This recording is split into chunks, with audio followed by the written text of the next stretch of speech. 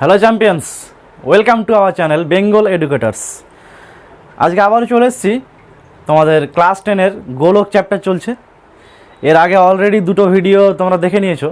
দুটো লেকচারে আমরা কি করেছি, উদাহরণের সবগুলো অঙ্ক প্রায় সলিউশন করে দিয়েছি, আর থিওরিটা কীভাবে এসেছিলো সেগুলো বলে দিয়েছিলাম, বুঝিয়ে দিয়েছিলাম যে গোলকটা অ্যাকচুয়ালি কী, গোলক থেকে কী ধরনের প্রবলেম আসতে পারে পুরো ডিটেলসে ব্যাখ্যা করা আছে। তোমরা 1 নম্বর ভিডিও 2 নম্বর ভিডিও অবশ্যই দেখে নাও, লিঙ্কটা তোমরা ডেসক্রিপশনে পেয়ে যাবা।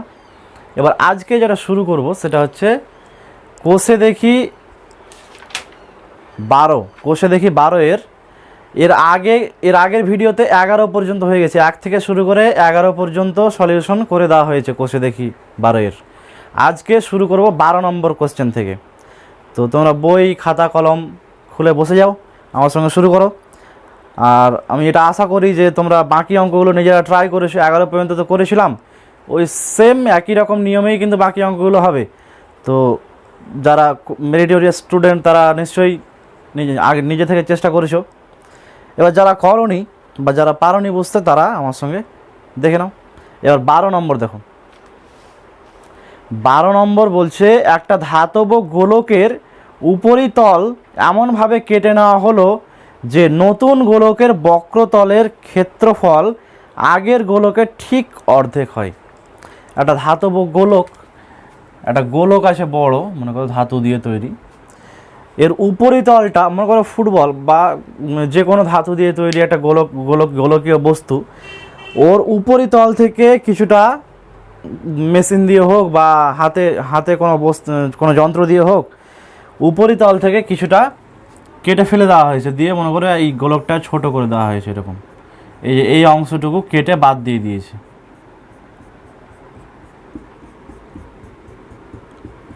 উপরিতল থেকে কিছুটা অংশ কেটে বাদ দিয়ে দেওয়া হয়েছে, যে এখন একটা নতুন গোলক তৈরি হয়েছে। তো এই নিচের ভিতরে গোলকটা ছোটটা, তো এবার বলেছে যে বক্রতলের ক্ষেত্রফলটা, মানে এখন যেটা পেলাম সেটা বক্রতলের ক্ষেত্রফলটা আগের গোলকের ক্ষেত্রফলের ঠিক অর্ধেক হয়ে যাবে।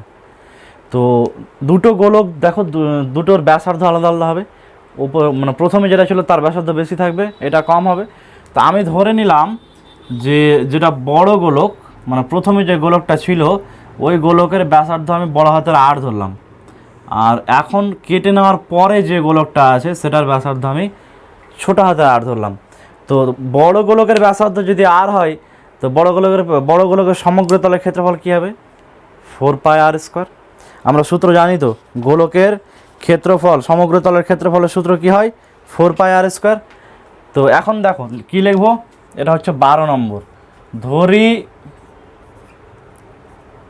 বড় গোলকটির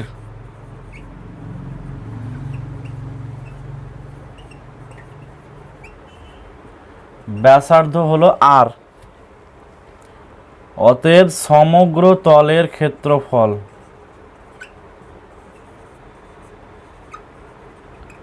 সমান 4πr², কি তাই তো? এবার আমি বললাম যে কেটে নেওয়ার পরে যে নতুন গোলকটা পেলাম, নতুন গোলক কেটে নেওয়ার পরে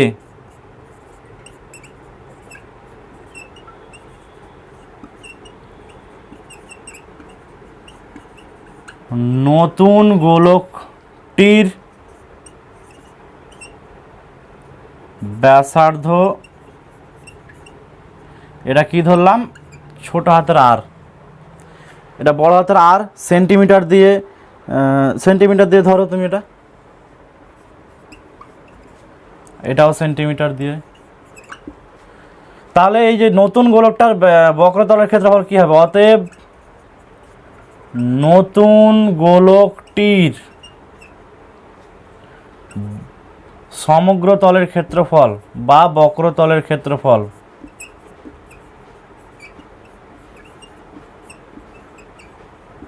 সমান 4π আর ছোট হাতের r²। এটা হলো সমগ্র তলের ক্ষেত্রফল, হচ্ছে নতুন গোলকটির বর্গ সেমি। তো প্রশ্নে বলে দিয়েছে যে নতুন গোলকের বক্রতলের ক্ষেত্রফলটা আগের গোলকের ঠিক অর্ধেক হবে। তো এখন আমি প্রশ্ন অনুসারে কি লিখতে পারি? প্রশ্নানুসারে ছোট গোলকের ক্ষেত্রফল সমান বড় গোলকটার ঠিক অর্ধেক। ছোট গোলকের ক্ষেত্রফল সমান হাফ অফ বড় গোলকের ক্ষেত্রফলটা লিখে দিলাম।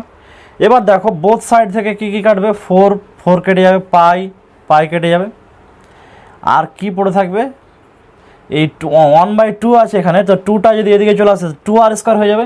তো আমি লিখতে পারি এখন যে r² সমান 2r², মানে বড় হাতের r² সমান 2 ইন্টু স্মল r²।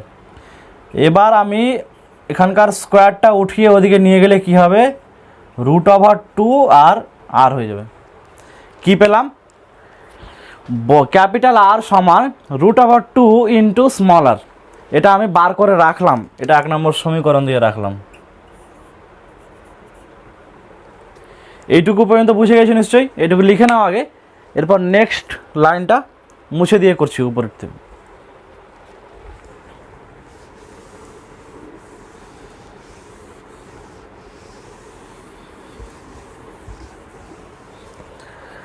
দেখো এর পরে বলেছে যে কেটে নেওয়া অংশের আয়তনের সঙ্গে অবশিষ্ট গোলকের আয়তনের অনুপাত বার করে। তাহলে অনুপাতটাকে করে নিতে হবে।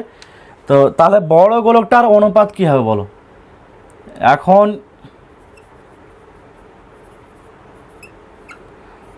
বড় গোলকটির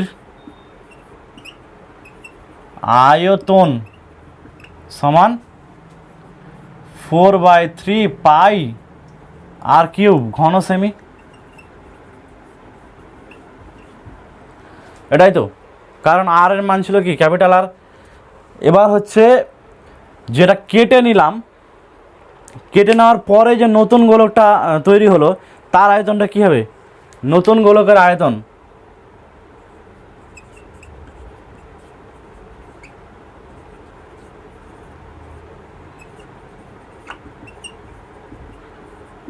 (4/3 পাই r³ স্মল r³ এখানে ঘন সেমি। তাহলে অবশিষ্ট অংশ দেখো আমাকে বার করতে বলেছে, কিন্তু যে কেটে নেওয়া অংশের আয়তনের সঙ্গে, কেটে নেওয়া অংশের আয়তন হলো এটা, তার সঙ্গে অবশিষ্ট অংশের আয়তনের, মানে অবশিষ্ট গোলকের আয়তনের অনুপাত বার করতে বলেছে। তো এটা হলো কি নতুন গোলকটা, নতুন গোলকের আয়তন পেলাম, নতুন যে গোলকটা তৈরি হলো। আর বড় গোলকটা ছিল এটা, তাহলে কেটে নেওয়া অংশ, কেটে নেওয়া বাদ দিয়ে অবশিষ্ট পড়ে রইল কতটা, অবশিষ্ট অংশ। অতএব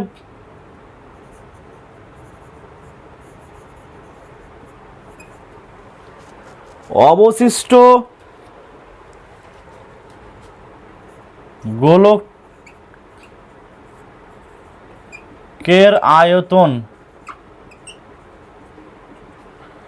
অবশিষ্ট গোলকের আয়তন কি হবে, 4/3 পাই r³ মাইনাস 4/3 পাই r³। অবশিষ্ট গোলকের আয়তন হলো এটা। তাহলে দেখো এখানে কি কমন নিতে পারবো, এই দুটো থেকে 4/3 পাই কমন নিয়ে নিলাম। তাহলে capital r³ minus small r³ থাকবে। এটা কি বার করছি আমরা, অবশিষ্ট অংশটার আয়তন। এটা তো বড়, মানে পুরো সম্পূর্ণ গোলকটার আয়তন ছিল বড়টার আয়তন। এটা হচ্ছে কেটে নেওয়ার পরে যে নতুন গোলকটা পেলাম তার আয়তন পেলাম এটা। তাহলে বাকি যে অংশটা থাকলো, অবশিষ্ট অংশটা, তার আয়তনটা হচ্ছে বড় গোলকের আয়তন থেকে নতুন গোলকটার আয়তন বাদ দিলে যে অংশটা বাকি পড়ে রইলো কেটে নিলাম, ওইটাই হচ্ছে এটা। তো এখানে অবশিষ্ট গোলক না লেখা অবশিষ্ট অংশ যদি লিখি, অবশিষ্ট অংশের আয়তন এটা।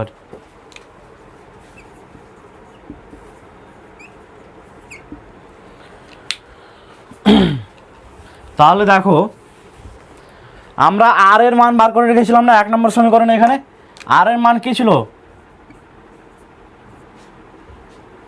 এখানে ছিল পাই, আর এর মান ছিল √2r। তো √2r ছিল আর এর মান, ক্যাপিটাল আর এর মান। তাহলে এটা কিউব করে দিলাম, আর এর কিউব স্মল কিউব। আমি শুধু ক্যাপিটাল আর এর জায়গায় √2 ইন্টু আরটা মানটা বসিয়ে দিলাম। এটা কীভাবে পেলাম? 1 নম্বর সমীকরণ থেকে। এখানে লিখে দাও ব্র্যাকেটে যে 1 নং সমীকরণ থেকে।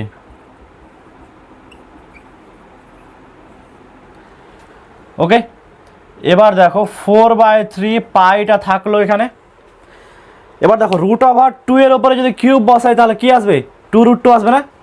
কারণ কি, √2 এর উপরে যখন কিউব বসাবো, √2 ইন্টু √2 ইন্টু √2, √2 ইন্টু √2 করলে কী হবে? 2 আর √2। তাহলে এখানে আমি মানটা বসাবো,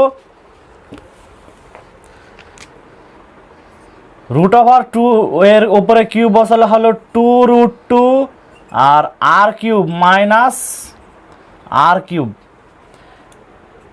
এবার দেখো এখান থেকে আমি আর কিউব কমন নিতে পারি, তাহলে কি পড়ে রইবে? 4/3 পাই আর কিউব আর 2√2 মাইনাস 1। এটা কি পেলাম? অবশিষ্ট অংশের আয়তন পেলাম।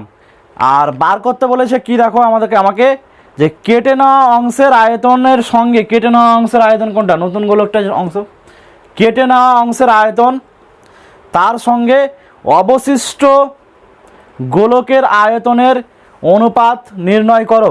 তাহলে কি করব? এই নতুন গোলকটার আয়তন যেটা পেয়েছিলাম এর সঙ্গে এটার অনুপাতটা বার করে দিলেই হয়ে যাবে। তাহলে এবার এটুকু মুছে দিচ্ছি, এবার নেক্সট পার্টটা পরেরটা করছি আমি মুছে দিয়ে। এটুকু লিখে নাও।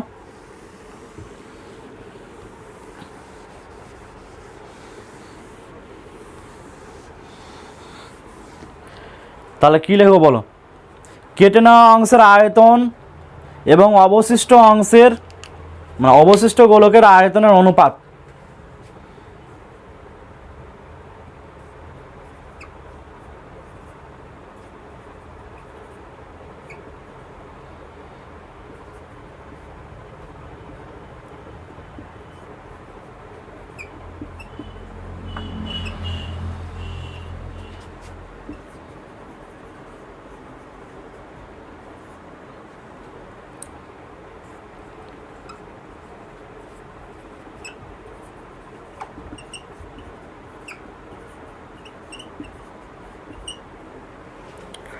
অনুপাতটা কী হবে?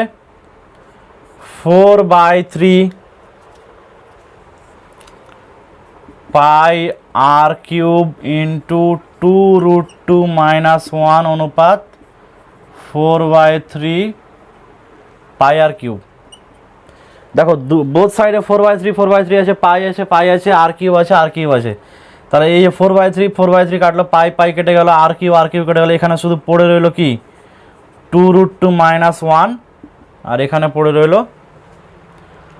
1। তাহলে কি পেলাম আমরা? অ্যান্সার পেয়ে গেলাম কেটে নেওয়া অংশের আয়তন আর অবশিষ্ট গোলকটার আয়তনের অনুপাত কি পেলাম? 2√2 মাইনাস 1 আর অনুপাত 1। এটা ছিল 12 নম্বর প্রশ্নের উত্তর। ঠিক আছে,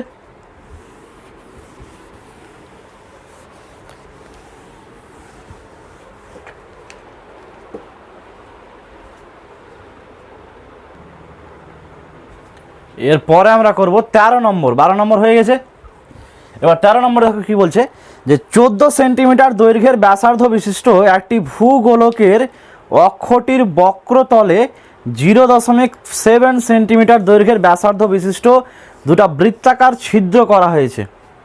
এটা একটা গোলক আছে, এই গোলকের ব্যাসার্ধের দৈর্ঘ্য দেওয়া আছে, ব্যাসার্ধ দেওয়া আছে 14 সেন্টিমিটার। এরকম একটা গোলক, এই পুরো গোলক মনে করো একটা ফুটবল, এই ফুটবলের উপরে বক্রতলটার উপরে দুটো ছিদ্র করা হয়েছে, বৃত্তাকার ছিদ্র। তা আমি মনে করলাম এই জায়গাটাই এখানে ছিদ্র করা হয়েছে, এটা একটা, আর এখানে একটা ছিদ্র করা হয়েছে। তো বৃত্তাকার ছিদ্রটারও ব্যাসার্ধ দেওয়া আছে 0.7, আর এটাও 0.7।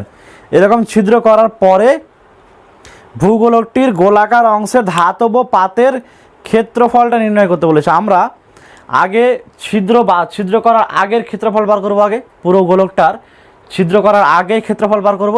এবার ছিদ্র দুটোতে যে পরিমাণ ক্ষেত্রফল ছিল, এরিয়া ছিল, ওটা এই পুরো ক্ষেত্রফল থেকে বাদ দিয়ে দেবো, তাহলে বাকি অংশটা বেরিয়ে যাবে।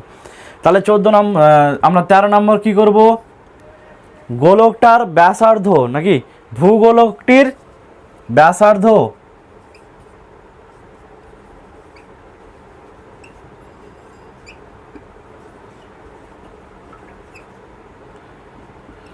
সমান 14 সেন্টিমিটার। অতএব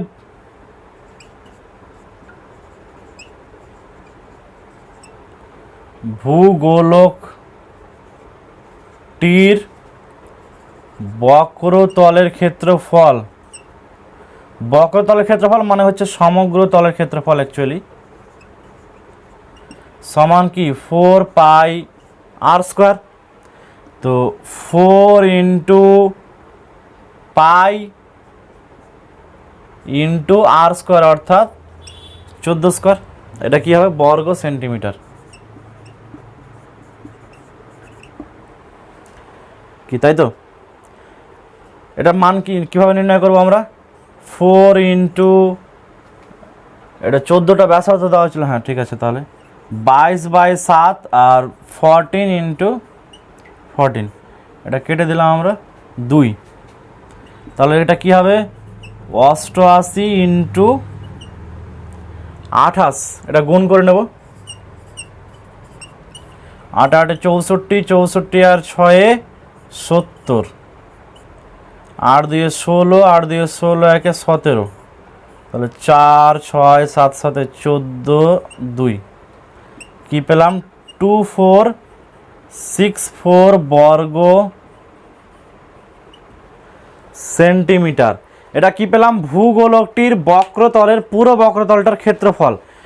মুছে দিয়ে বাকিটা করছি, হ্যাঁ এটুকু লিখে নাও তোমরা।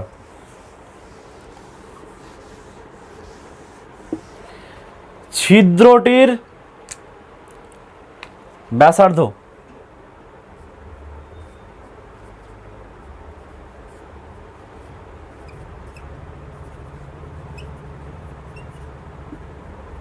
সমান 0.7 সেন্টিমিটার। যেহেতু এটা বৃত্তাকার ছিদ্র, তাহলে ক্ষেত্রফল কি হবে? একটি ছিদ্রের ক্ষেত্রফল, ক্ষেত্রফলের সূত্র 2 পাই আর। বৃত্তাকার ক্ষেত্রফলের সূত্র, সরি, ক্ষেত্রফলের সূত্র পাই আর স্কোয়ার,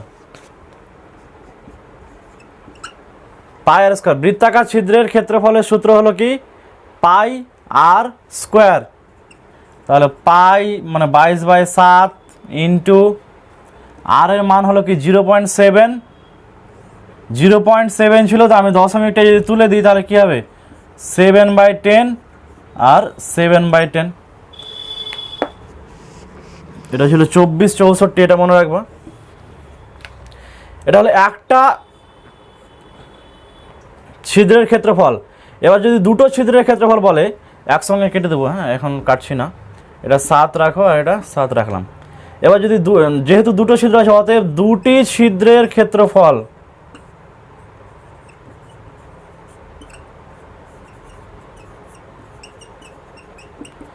সমান 2 পাই আর স্কোয়ার। তাহলে 2 ইন্টু 22/7 ইন্টু 7/10 ইন্টু 7/10, এই 7 আর 7 কেটে গেল, এটা হলো 44, 44কে 7 দিয়ে গুণ, 4 7 28, 4 7 28 হলো, আবার 4 7 28 আর 2 30 বাই নিচে হলো 100, তাহলে এটা পেলাম 3.08 বর্গ সেন্টিমিটার। এটা কি পেলাম? দুটা ছিদ্রের ক্ষেত্রফল পেলাম 3.08 বর্গ সেন্টিমিটার, দুটো ছিদ্রের ক্ষেত্রফল পেয়ে গেছি। এবার আমরা কি করব?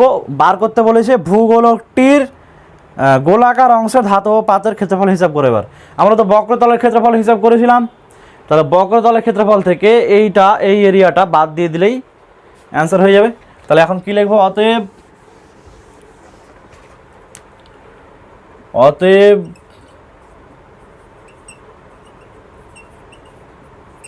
ভূগোলকটির বাকি অংশের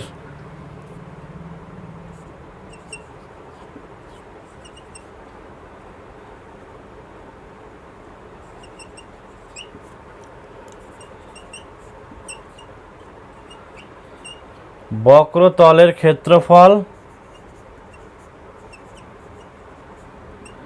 সমান 24 64 ছিল, ওখান থেকে 3.08টা বাদ দিয়ে দিতে হবে।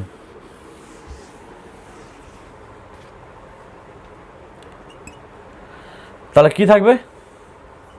24 64.00 3.08 290,642, তাহলে 2460.92 বর্গ সেমি। এটা কি পেলাম? ভূগোলকটার বাকি অংশের ক্ষেত্রফল। এটা হলো কিসের অ্যান্সার? 13 নম্বর প্রশ্নের অ্যান্সার হলো এটা।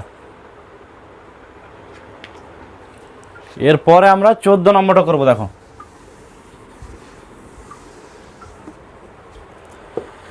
বলছে 8 সেন্টিমিটার দৈর্ঘ্যের ব্যাসার্ধের একটি নিরেট লোহার গোলককে গলিয়ে যদি 1 সেন্টিমিটার দৈর্ঘ্যের ব্যাসার্ধের কয়টি নিরেট গুলি তৈরি করা যাবে?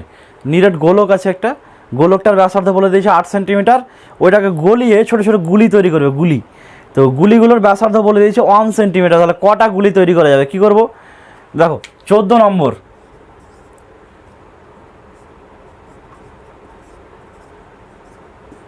নিরেট গোলকের ব্যাসার্ধ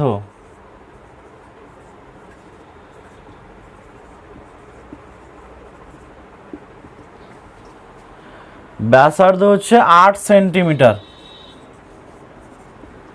তাহলে অতএব নিরেট গোলকটার আয়তন কি হবে? আয়তনের সূত্র হলো কি? 4/3 পাই আর কিউব। তাহলে 4/3 পাই ইন্টু 8 কিউব ঘন সেমি। এটা পেলাম কিসের? নিরেট গোলকটার আয়তন। এবার ছোট ছোট যে গুলিগুলো তৈরি হচ্ছে, ওই গুলি নতুন গুলি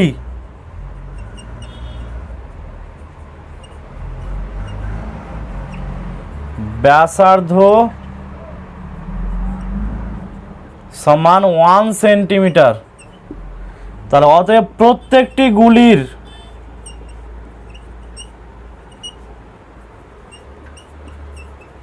আয়তন কি হবে? 4/3 পাই ইন্টু 1 কিউব, তাই তো? এটা হবে আয়তন ঘন সেন্টিমিটার। এবার কটা গুলি তৈরি করা যাবে? এরকম এই আয়তনটাকে ভেঙে দিয়ে গলিয়ে দিয়ে এই আয়তনের কটা গুলি তৈরি করা যাবে? কি করব? এটাকে এটা দিয়ে ভাগ করলে পেয়ে যাবো। তাহলে মুছে দিয়ে লিখছি, উপরটা মুছে দিচ্ছি।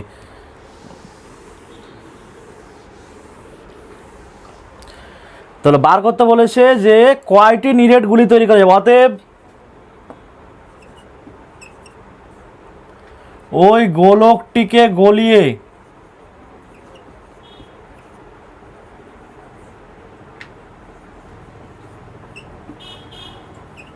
গুলি তৈরি করা যাবে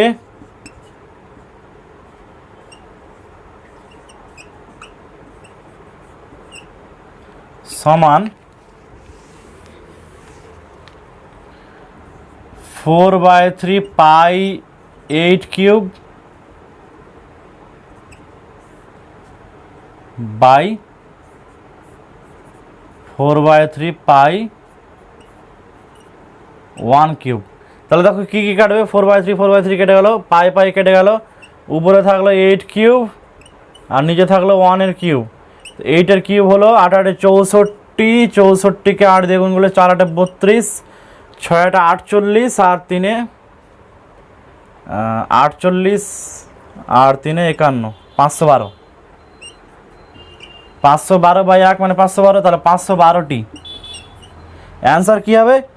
512টি ছোট ছোট গুলি তৈরি করা যাবে ওই আয়তনটা দিয়ে। এটা হলো 14 নম্বরের অ্যান্সার। বোঝা গেছে? এরপরে আমরা শুরু করব এমসিকিউ। দেখো এমসিকিউ 15-র এ দাগের 1 নম্বর, 2r একক দৈর্ঘ্য বিশিষ্ট নিরেট গোলকের আয়তন কি হবে? মানে একক দৈর্ঘ্যে ব্যাসার্ধ দেওয়া আছে। এটা হচ্ছে 15-র এ দাগের 1 নম্বর, ব্যাসার্ধ বলে দিয়েছে।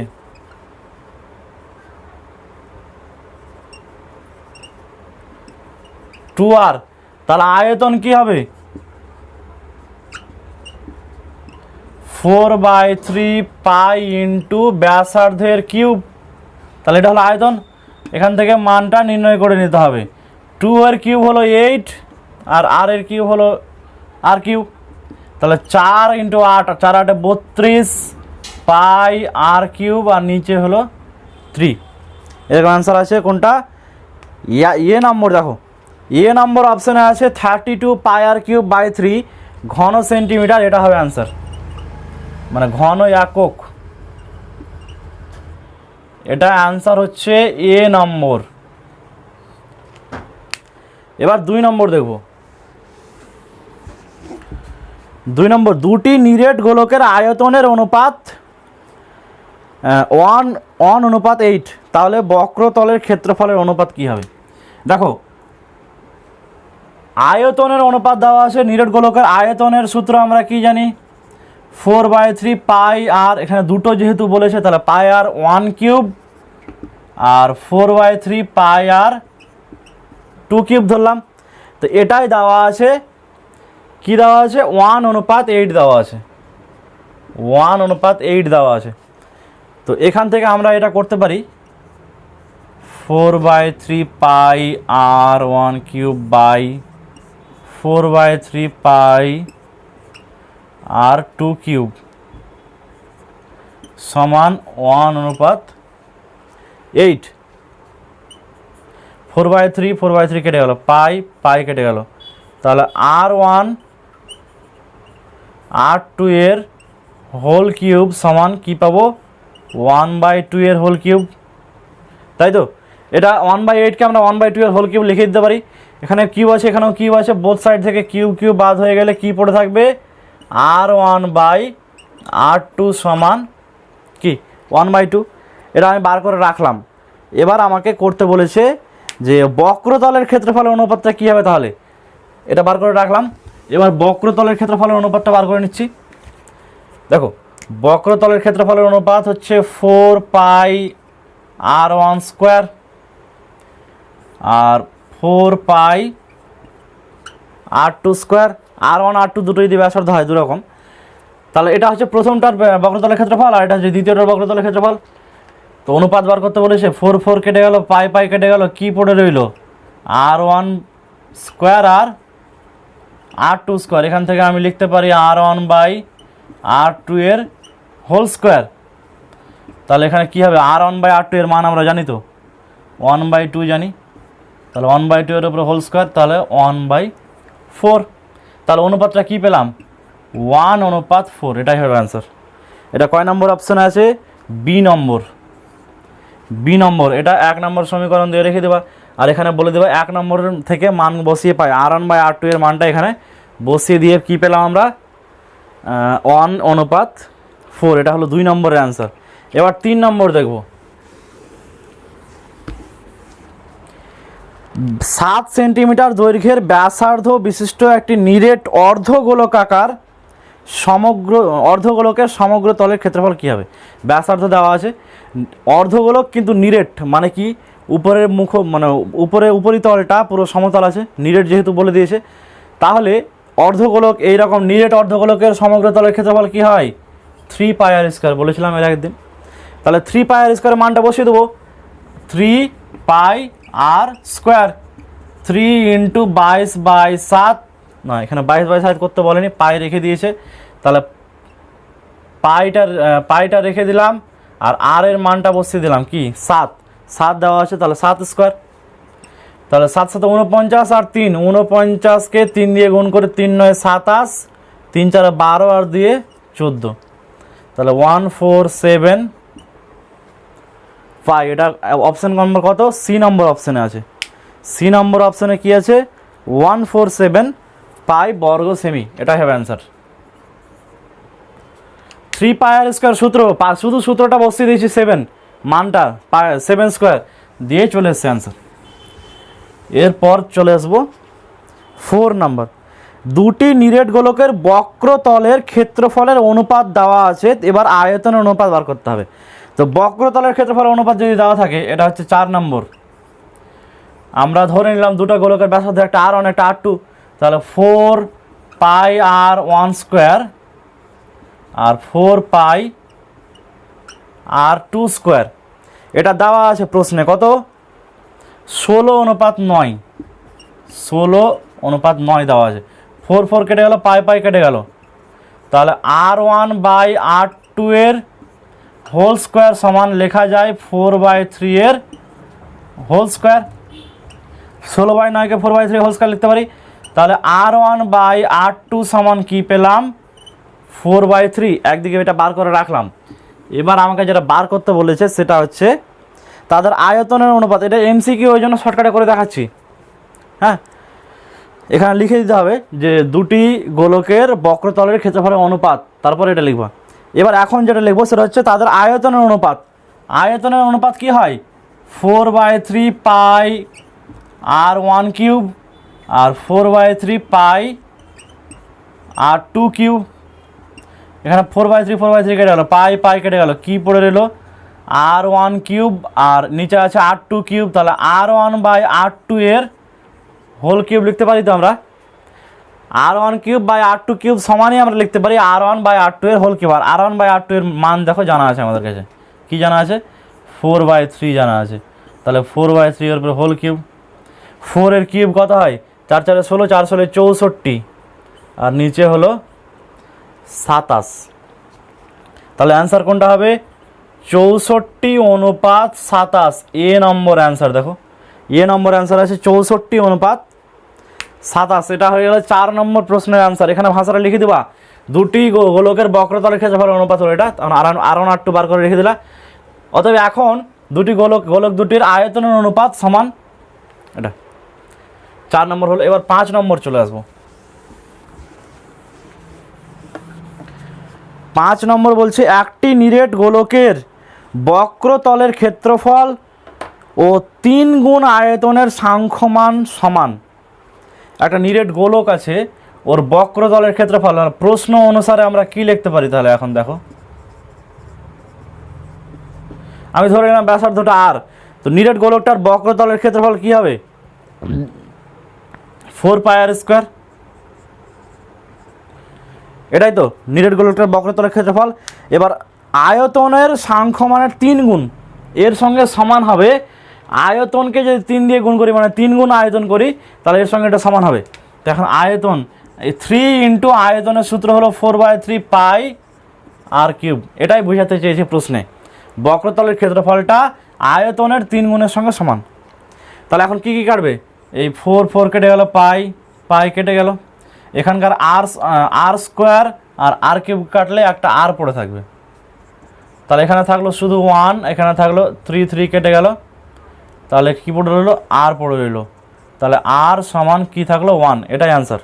বার করতে বলেছে যে গোলকটির ব্যাসার্ধের দৈর্ঘ্য কত হবে, R = 1। তাহলে এ নম্বরে অ্যান্সার হবে এটা, 5 নম্বরটা। এমসিকিউ হয়ে গেল। এরপরে আমরা করব সত্য মিথ্যা। এমসিকিউ শেষ হলো। বলছে একটা নিরেট গোলকের ব্যাসার্ধের দৈর্ঘ্য যদি দ্বিগুণ করা হয় তাহলে আয়তনও দ্বিগুণ হবে। এটা কি সত্য হবে না মিথ্যা হবে? মনে করো ব্যাসার্ধটা দ্বিগুণ করলাম, তো ব্যাসার্ধ কী হবে, 2R হয়ে যাবে। আগে R ছিল, তো এখন 2R হয়ে যাবে। তো এখন আয়তনটা কী হবে তাহলে, 4/3 পাই R কিউবের জায়গায় কী বসবে, 2R কিউব। তাহলে 4/3 পাই 8R কিউব হবে, মানে 8টা এদিকে চলে আসবে আর 4/3 পাই R কিউব। আগে যখন ব্যাসার্ধটা R ছিল তখন আয়তন কি ছিল, 4/3 পাই R কিউব, এরকমই তো ছিল, তাই না? প্রথমে যখন ব্যাসার্ধ R ধরবো তখন আয়তন হবে 4/3 পাই R কিউব। এবার যখন ব্যাসার্ধটা ডাবল হয়ে গেল, তখন ডাবল হলে আয়তনটা কি আসছে দেখো, আলটিমেটলি 8 × 4/3 পাই R কিউব, মানে কি এটার 8 গুণ চলে আসছে। তাহলে অ্যান্সারটা কী হবে, মিথ্যা হবে, দ্বিগুণ নয় 8 গুণ হবে। তাহলে 1 নম্বর অপশান হলো, মানে 1 নম্বরের অ্যান্সার, বি এর দাগের 1 নম্বর অ্যান্সার এটা হলো মিথ্যা। এরপরে বলছে দুটি অর্ধগোলকের বক্রতলের ক্ষেত্রফলের অনুপাত দেওয়া আছে 4 আর 9। তাহলে ব্যাসার্ধের দৈর্ঘ্যের অনুপাত কত হবে? তো দুটো অর্ধগোলক যেহেতু বলেছে, অর্ধগোলকের ব্যাসার্ধ বক্রতলের ক্ষেত্রফল কি হয়? 2π r স্কয়ার, যেহেতু নিরেট বলে দেয়নি না, তাহলে 2π r স্কয়ার ধরবো। তো 2π r, দুটো গোলক যেহেতু আছে, তো আমি একটা ধরলাম r1 আর একটা ধরলাম r2, আর এটা সমান দেওয়া আছে 4:9। দুটা অর্ধগোলকের বক্রতলের ক্ষেত্রফল 2π r1 square by 2π r2 square সমান 4/9। 2 কেটে গেল, পাই কেটে গেল, তাহলে কি হলো? r1 square by r2 square সমান 4/9। তাহলে r1 বাই r2 সমান 2/3। রুট ওভার করে দিলে 4/9টা কী হবে? 2/3 হবে। অ্যান্সার হবে 2/3। তাহলে দেখো ওটাই দেওয়া আছে প্রশ্নে, এটা তাহলে সত্য হবে।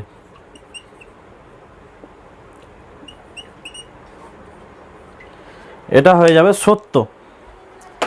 এরপরে আমরা করব শূন্যস্থানগুলো। দেখো শূন্যস্থানে বলছে যে একটি তল বিশিষ্ট ঘনবস্তুর নাম কি? গোলক। গোলকের তো একটাই তল, বক্রতল বলেছিলাম এর একদিন। তাহলে অ্যান্সার হবে, 1 নম্বরে অ্যান্সার হবে গোলক। একটি নিরেট অর্ধগোলকের সমতলের সংখ্যা, এটা অর্ধগোলক, আর যদি নিরেট হয় তাহলে এই যে তলটা, এই তলটাই হচ্ছে সমতল। এই মুখে যে তলটা আছে ওটা হচ্ছে সমতল, এটা বক্রতল। তাহলে একটি নিরেট অর্ধগোলকের বক্রতলের নিরেট অর্ধগোলকের সমগ্র তলের সংখ্যা হলো একটা। 2 নম্বরের অ্যান্সার হলো একটা। এবার একটি নিরেট অর্ধগোলকের ব্যাসার্ধের দৈর্ঘ্য যদি 2r হয় তাহলে সমগ্র তলের ক্ষেত্রফল কি হবে? দেখো 3 নম্বর, ব্যাসার্ধের দৈর্ঘ্য যদি 2r হয় আর নিরেট অর্ধগোলকের সমগ্র তলের ক্ষেত্রফল সূত্র কি? 3π r স্কয়ার। তো 3π r মানে কি? এখানে 2r, ব্যাসার্ধ যেহেতু কি বলেছে? 2r বলে দিয়েছে। তো 3π × 2r স্কয়ার সমগ্র তলের ক্ষেত্রফল, তাহলে কি হলো? 3 × π × 4r স্কয়ার। তাহলে 3 4 12 π r স্কয়ার।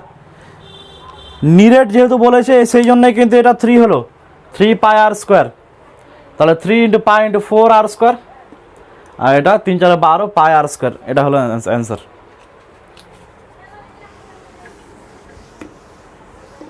এরপরে করব আমরা 16 দাগের সংক্ষিপ্ত প্রশ্ন। একটা নিরেট অর্ধগোলকের আয়তন এবং সমগ্র তলের ক্ষেত্রফলের সাংখ্যমান সমান। দেখো নিরেট অর্ধগোলকের আয়তন কি হয়? এটা হচ্ছে 16-র 1 নম্বর। নিরেট অর্ধগোলকের আয়তন বলেছিলাম 3π r স্কয়ার, না সরি আয়তন না, আয়তন তাহলে 2/3 π r কিউব। যেহেতু আয়তন বলেছে তাহলে 2/3 π r কিউব। আর সমগ্র তলের ক্ষেত্রফল, একটি নিরেট অর্ধগোলকের আয়তন এবং সমগ্র তলের ক্ষেত্রফল। তো নিরেট অর্ধগোলকের আয়তন হলো এটা, আর সমগ্র তলের ক্ষেত্রফল হলো 3π r স্কয়ার। তাহলে বার করতে বলেছে গোলকটির ব্যাসার্ধের দৈর্ঘ্য কত হবে। এখান থেকে কি কি কাটবে দেখো তো, পাই আর পাই কেটে গেল, আর স্কোয়ারটা আর কিউবের সঙ্গে কাটলে এটা কি হবে? আর পড়ে থাকবে। তাহলে 2/3 আর সমান হলো 3। তাহলে আর সমান 3 × 3/2। তাহলে আর সমান 9/2 সমান 4.5। 4.5 হবে অ্যান্সার। এটা ভাষাটা কি লিখবা? যেহেতু নিরেট অর্ধগোলকটির আয়তন সমান সমগ্র তলের ক্ষেত্রফল, আয়তনের সূত্র কি? 2/3 π r কিউব সমান সমগ্র তলের ক্ষেত্রফল সূত্র কি? 3π r স্কয়ার। দুটোকে সমান করার পরে আর এর মানটা চলে এসেছে 4.5। এটা অ্যান্সার, বোঝা গেছে? এরপর চলে আসবো 2 নম্বর। একটি নিরেট গোলকের বক্রতলের ক্ষেত্রফল একটা নিরেট লম্ব বৃত্তাকার চোঙের বক্রতলের ক্ষেত্রফলের সঙ্গে সমান। তাহলে কি লিখবো দেখো, নিরেট গোলকটার বক্রতলের ক্ষেত্রফল, তা আমি গোলকটার ব্যাসার্ধ ধরে নিলাম,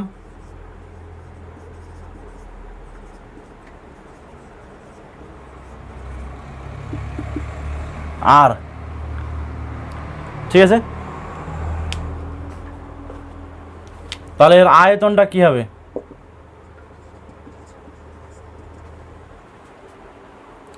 আয়তন না, বক্রতলের ক্ষেত্রফল বার করতে বলেছে। বক্রতলের ক্ষেত্রফলটা কি হবে তাহলে?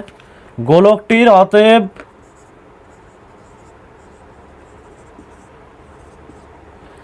গোলকটির বক্রতলের ক্ষেত্রফল সমান 4 পাই আর স্কোয়ার, কি তাই তো? এবার চোঙের ক্ষেত্রে দেখো, নিরেট লম্ববৃত্তাকার চোঙ বলেছে, চোঙটার বক্রতলের ক্ষেত্রফলের সঙ্গে সমান বলেছে। চোঙের দেখো উচ্চতা দেওয়া আছে, ব্যাস দেওয়া আছে। চোঙটির উচ্চতা দেওয়া আছে 12 সেন্টিমিটার আর ব্যাস দেওয়া আছে 12, তাহলে ব্যাসার্ধ কত হবে? আমি ব্যাসার্ধটা বড় হাতের 8 ধরলাম, 12/2 সমান 6 সেন্টিমিটার। উচ্চতা হলো 12 সেন্টিমিটার আর ব্যাসার্ধ পেয়ে গেলাম 6 সেন্টিমিটার। তাহলে যেহেতু সমান বলেছে, নিরেট গোলকটার বক্রতলের ক্ষেত্রফল আর লম্ববৃত্তাকার চোঙের বক্রতলের ক্ষেত্রফলটা সমান। তাহলে শর্তানুসারে এখন লেখা যায় যে 4 পাই আর স্কোয়ার সমান চোঙের বক্রতলে মানে সমগ্র তলের ক্ষেত্রফলের সূত্র কি? চোঙের বক্রতলের ক্ষেত্রফল হলো 2 পাই আর এইচ, আরটা ব্যাসার্ধ, এইচটা হলো উচ্চতা, তাহলে 2 পাই আর এইচ। এবার মানগুলো আমি বসিয়ে দেবো।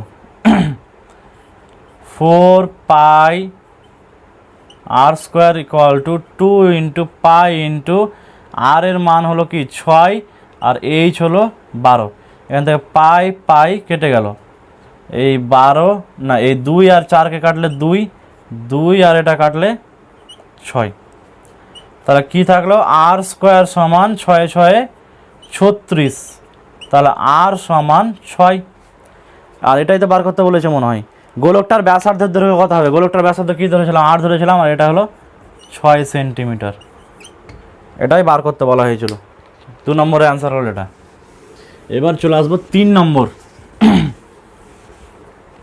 দেখো 3 নম্বর বলছে একটা নিরেট অর্ধগোলকের সমগ্র তলের ক্ষেত্রফল।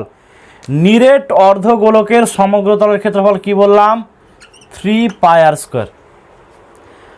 এবং একটি নিরেট গোলকের বক্রতলের ক্ষেত্রফল সমান, তাহলে অর্ধগোলক এবং গোলকের ব্যাসার্ধের অনুপাত কত?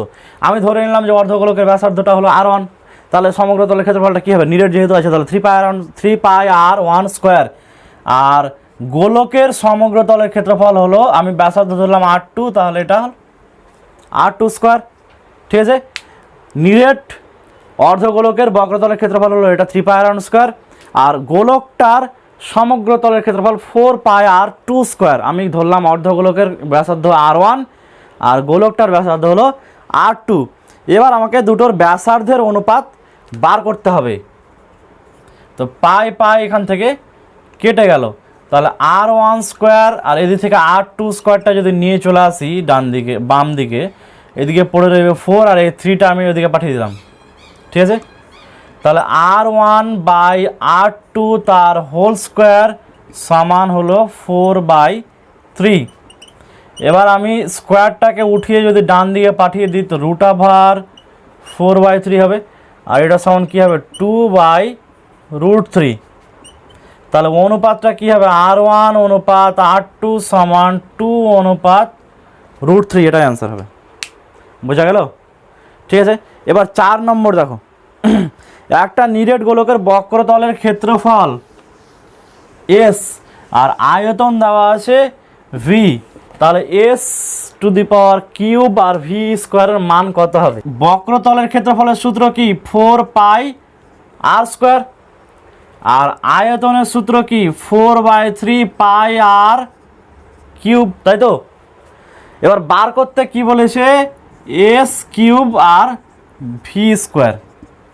এটা হলো ক্ষেত্রফল, এটা হলো আয়তন 4 পাই আর স্কোয়ার, এটা হলো 4/3 পাই আর কিউব। মানগুলো বসিয়ে দেবো, 4 পাই আর স্কোয়ার তার হোল কিউব, আর এদিকে নিচে হবে 4/3 পাই আর কিউব তার হোল স্কোয়ার। দেখো এটা কিউব, 4 এর কিউব করলে কি হবে?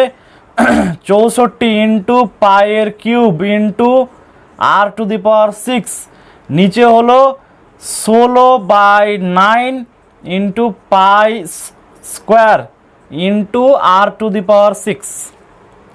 তো r⁶ r⁶ কেটে গেল, এখানে পাই স্কোয়ার আছে, পাই কিউব আছে, তাহলে একটা পাই পড়ে থাকবে।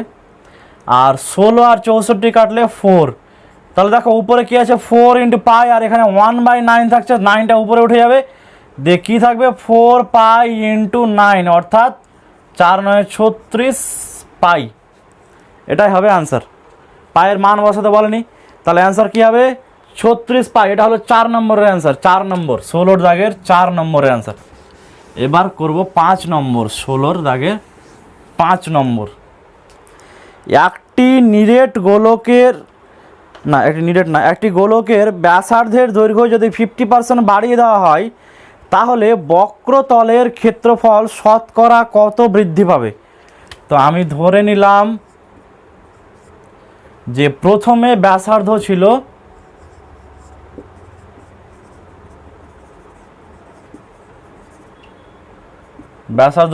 আর, এবার এখন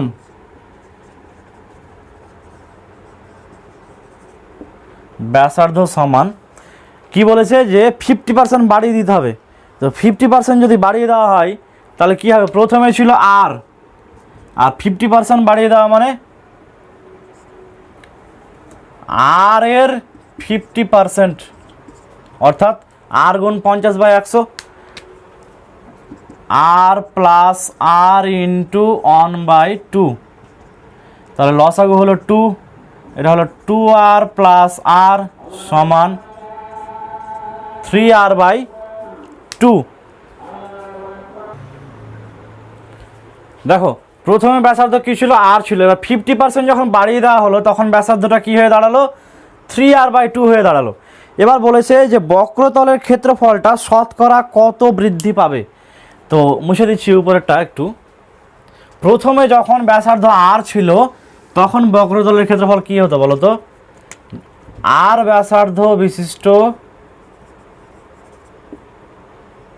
আর ব্যাসার্ধের গোলকের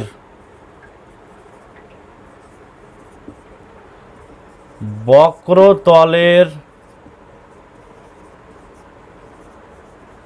ক্ষেত্রফল হলো 4 পাই আর স্কোয়ার। এবার যখন গোলকটার ব্যাসার্ধ হয়ে গেছে 3r/2 তখন কি হবে, এখন নতুন গোলকের ক্ষেত্রফল সমান 4 ইন্টু পাই ইন্টু 3r/2 এর হোল স্কোয়ার, অর্থাৎ 4 ইন্টু পাই ইন্টু 9 আর স্কোয়ার বাই 4, 4 4 কেটে গেল, তাহলে 9 পাই আর স্কোয়ার। আগে ছিল 4 পাই আর স্কোয়ার, এখন নতুন গোলকটা ক্ষেত্রফল হলো 9 পাই আর স্কোয়ার, তাহলে কতটা বৃদ্ধি পেল, তাহলে অতএব বৃদ্ধি পেয়েছে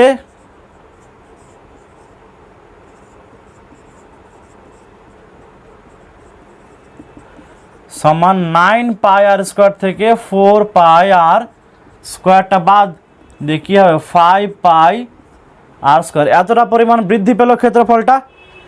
তো প্রশ্নে যেটা বার করতে বলে, মুছে দিচ্ছি উপরেটা, হ্যাঁ, প্রশ্নে যেটা বার করতে বলেছে সেটা হলো যে বক্রতলের ক্ষেত্রফলটা শতকরা কতটা বৃদ্ধি পেল। তাহলে অতএব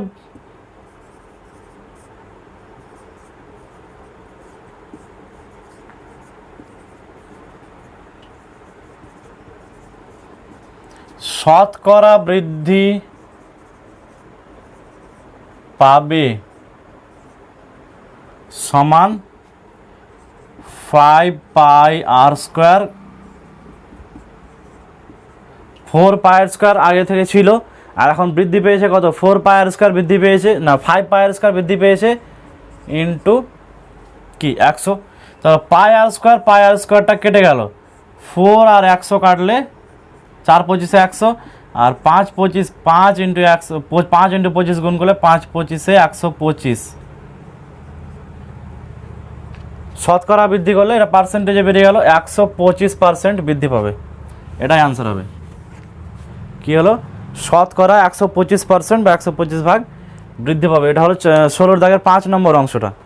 তাহলে দেখো আজকে কি হলো, এই কোষে দেখি 12 নম্বর অঙ্ক থেকে শুরু করে 12, 13, 14, 15 এমসিকিউ হলো। এর দাগে 5টা, বি এর দাগে সত্য মিথ্যা হলো 2টো, আর শূন্যস্থান 3টা, তারপরে 16 সংক্ষিপ্ত প্রশ্নোত্তর 5টাই সলিউশন করে দিলাম। তাহলে আজকে গোলক চ্যাপ্টার শেষ হয়ে গেছে। আমরা সবগুলোই উদাহরণ থেকে শুরু করে, থিওরি থেকে শুরু করে, কোষে দেখি থেকে শুরু করে সবগুলোই সলিউশন করে দিয়েছি খুব সুন্দরভাবে। তোমরা এবার নোট খাতায় পুরো সবগুলো সলিউশন করে রাখো, এবার নিজেরা প্র্যাকটিস করো অবশ্যই, নাহলে পারবে না। দেখে দেখে মনে হচ্ছে তোমাদের খুব সোজা অঙ্ক, কিন্তু পরীক্ষার খাতায় সলিউশন করতে গিয়ে আটকে যাবা। তো প্র্যাকটিস মেক্স পারফেক্ট, প্র্যাকটিস অবশ্যই করতে হবে, যত সোজা অঙ্ক হোক।